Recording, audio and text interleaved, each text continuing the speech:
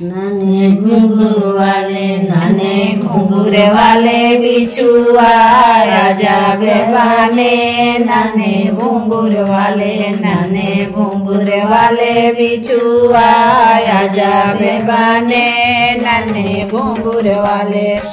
बिछुआ पई नहीं समझी के बहिनी सारा मटे बाजय करे मटे बाजय लड़ी काले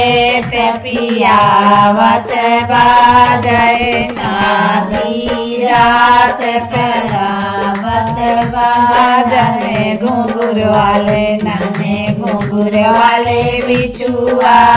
आजा बेबाने नन्हे घुंघरू वाले बिछुआ पाई नहीं दूल्हा के बाई दूल्हा के महीनी अरे मटे बाजय करे मटे बाजय लड़ी काले ते पियावत बाजय सेंदा कछारे बाजय भूषावे कभूषाऊले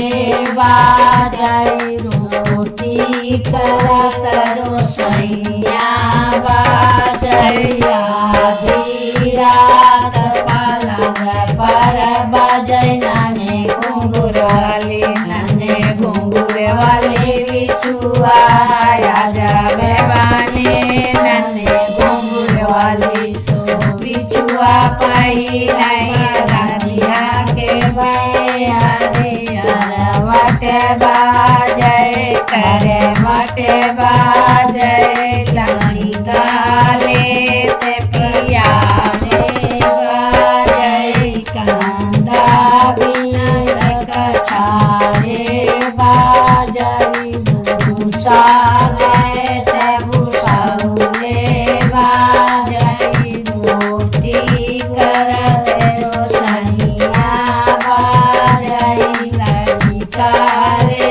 तपियावत बाजय आधी रात पलंग पर बाजय नन्हे घुंघरू वाले बिछुआ आजा बेबाने नन्हे घुंघरू वाले नन्हे बिछुआ पाई नहीं समझी के बहिनी अरे मटे बाजय करे मटे बाजय काले ते पिया